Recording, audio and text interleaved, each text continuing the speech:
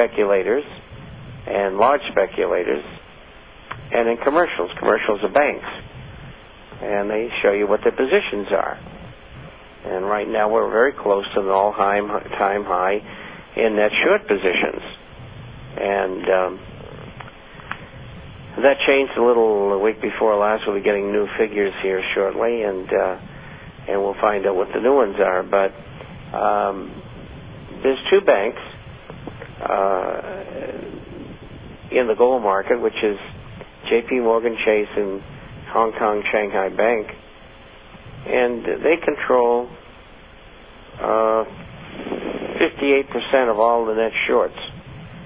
And in the silver market, I think the figure is like 88% of all shorts net. And short means that you're going to bet it's going to go down. And the CFTC stands there, does nothing about the concentration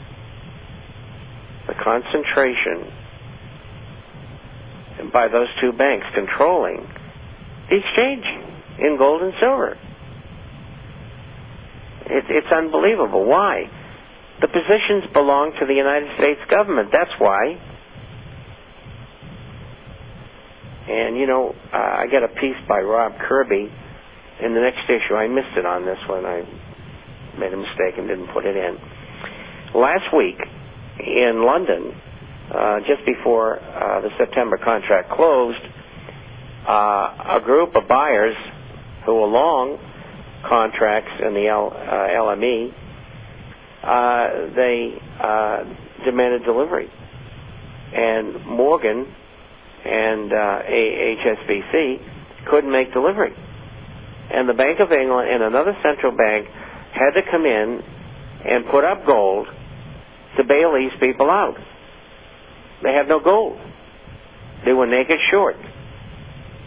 And the delivery that the Bank of England came up with was coin melt, which they had to have gotten from the U.S. And so that's the sort of thing that's going on. About a month ago, we saw the European Central Bank and the Bank of Canada, I guess it was in a month, probably 2 or 3 months ago, they came and lent gold to COMEX because they couldn't make delivery on their contracts. They didn't have the gold to do it.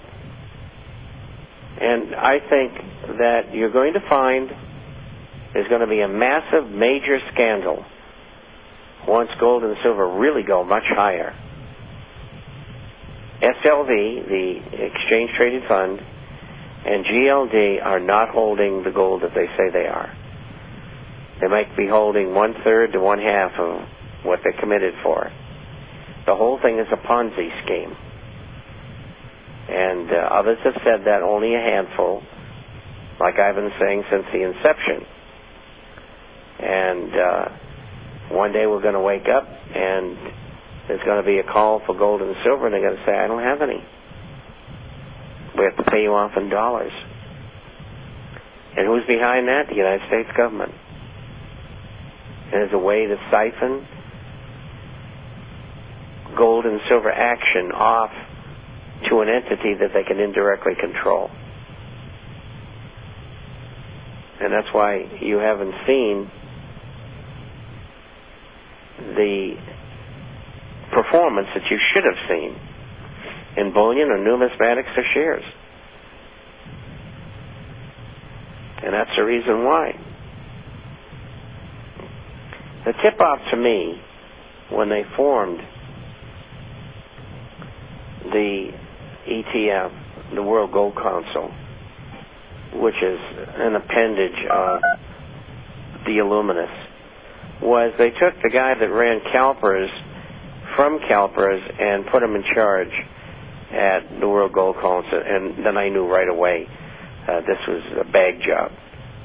And anyway, don't use them. You're going to end up losing. Go ahead, Melanie. And we're just out here down the break. And that song was The Platters, was the group. That's right, the Platters. One of my favorites. I can't tell you how many CDs I just couldn't remember. Well, who sent the answer in? It came in from John. The group is Tony Williams and the Platters. Right. John, the money's all gone. Nope, not that one. We'll be right back. Good afternoon, ladies and gentlemen. You are listening to Financial Survival, sponsored by Discount Gold and Silver Trading. I'm Melody Cedarstrom, and thank you for joining us. It is Wednesday. 800-375-4188 for your complimentary issue to the International Forecaster. And Bob, would you like to tell us about the International Forecaster, please? The Forecaster is about business, finance, economics, and social and political issues all over the world. We publish on Wednesday and Saturday, runs around 40 pages each time, and we have a hard copy that goes out to those who are not on the Internet. If you'd like to see a copy, you can either get one from our site, email, or by emailing us, and or from Melody. And so our site address is theinternationalforecaster.com. The International, FORECASTER.com. The email address is Bob, B-O-B, at INTFORECASTER.com. Bob at intforecaster.com. And then, of course, Melody. 800-375-4188. That's 1-800-375-4188. And, of course, your gold and silver coins here. You know, folks, price is important, but it also is the type of coin in which you purchase and what is suitable for you. And we're the only ones that really care. And I can't say we're the only ones, but we're pretty close in the venue in which we advertise and everything, that we go the extra mile in trying to put the right coins that are suitable for you and your budget. And so that way your coins perform to your investment objectives, not somebody else's. So give us a call at 1-800-375-4188. According to Morgan Stanley report, the forecasted price of oil in 2012 is expected to reach 105, owing to tightening space capacity. This is based on database of over 460 fields expected to come online through 2015. Any comments to that, Bob? From Ivan? Well, I would think that as long as there's not a deflationary depression, that oil prices would be rather tight and perhaps higher than they are presently, which is around $70 to $75. And so I think that, I'm sorry, I was being handed the closes. I notice, and it's in this issue that just came out today, that the Gulf oil producers, particularly Saudi Arabia, wants to get paid if the volume of oil being purchased by its customers goes down. It's the most incredible thing in business I've ever heard of. And, you know, they're pushing whatever they're pushing too far.